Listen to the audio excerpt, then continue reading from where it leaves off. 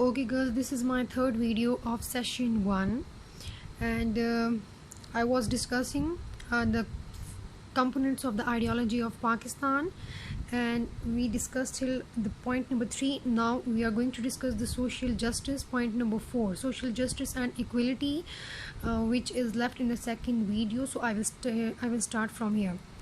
Social justice and equality, that is one of the important component of the ideology of Pakistan, because according to the teaching of Islam, okay, definitely we will talk about our religion, because that is the basic thing behind the ideology of Pakistan. So our religion teach us that there is no differences among the people of the society on the basis of their color, on the basis of their creed, on the basis of their race, and on the basis of their material wealth, like rich and poor. Okay, so there is no differences. If there is any differences among the people of the society, so that will be only on the basis of the taqwa.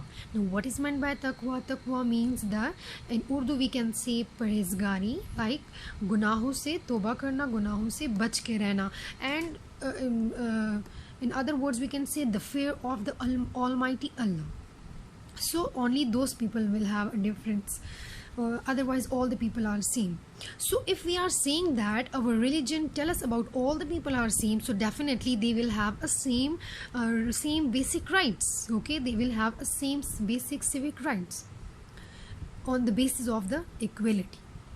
Okay, so why we are discussing this thing in the ideology of Pakistan? Because if we have a look to our history of the subcontinent, we can see that the people of the subcontinent, they were highly victim of the economic and the social injustice. Okay, social injustice and inequality. And how they are there? They are the victim just because of the colonial system. Now what was the colonial system?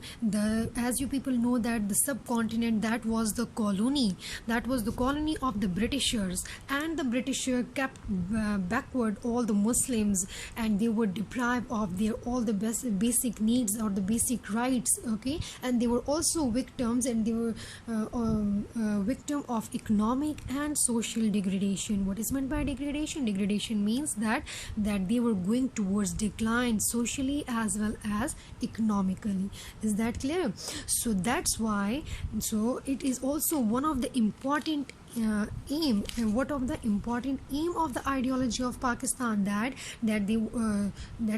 to establish that type of the society in which every people of the society, they will enjoy the same equal right on the basis of the principle of equality.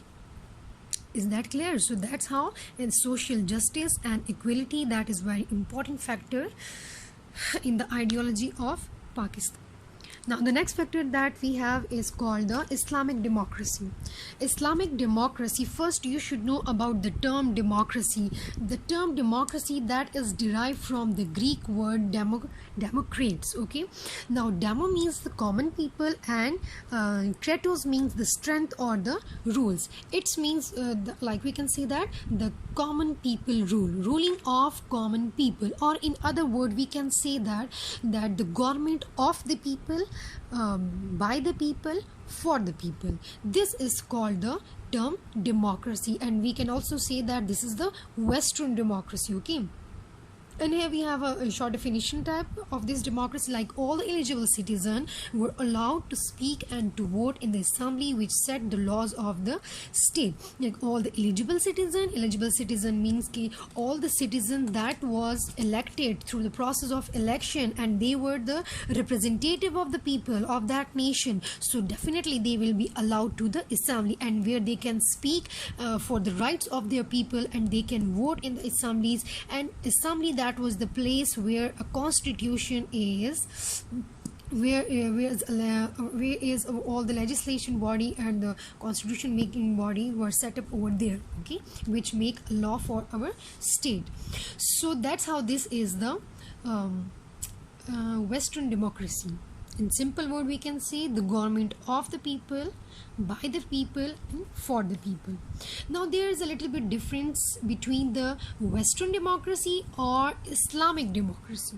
So according to the principle of Islamic democracy, who will be capable of the representative of the public?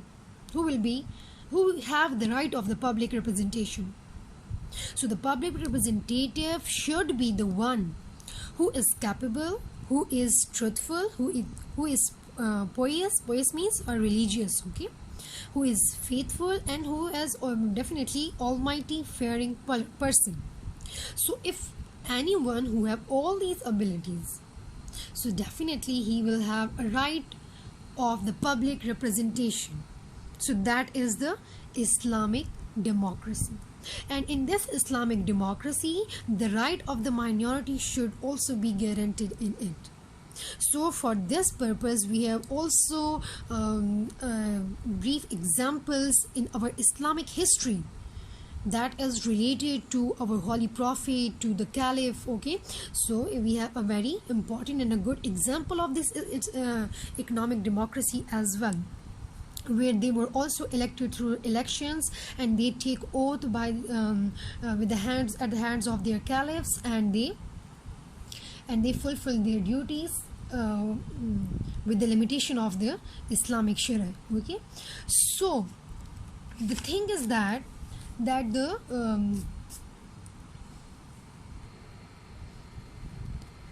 so it was also the desire of the Muslim of the subcontinent, okay, subcontinent, that they should have their own separate and independent state, where they could establish a system of government that will be based on the principle of Islamic democracy. Is that clear? So as a result of this struggle, Pakistan came into existence, where the public representatives are bound to exercise their executive authorities within the limits prescribed for them by Almighty Allah. Is that clear? So that's why it is the basic component, one of the basic component of the ideology of Pakistan. Now the next component we have, that is called the equal rights of the minorities. Equal rights of minorities. If we talk about the minorities, so before that we have discussed that all the people are same, okay? All the people are same according to the teacher of Islam. There is no difference on the basis of anything instead of the. So that's why all the people have the same rights. Either they are Muslim, either they are non-Muslim. So they will be have so our religion Islam, they also guaranteed all the basic right, all the civic rights to the minorities, to the non-Muslim minorities, okay? So they also have a right, all the minorities, they also have a right to protect their language, to protect their culture, to protect their place of worship. Clear?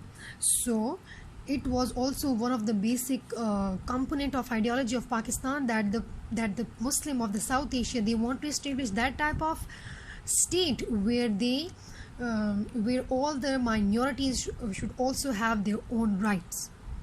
So as the Quaid-e-Azam Muhammad Ali Jinnah also addressing the Constituent Assembly of Pakistan on 11th of the August 1947, and he said that, and his statement was also mentioned in your book, that is on page number 6.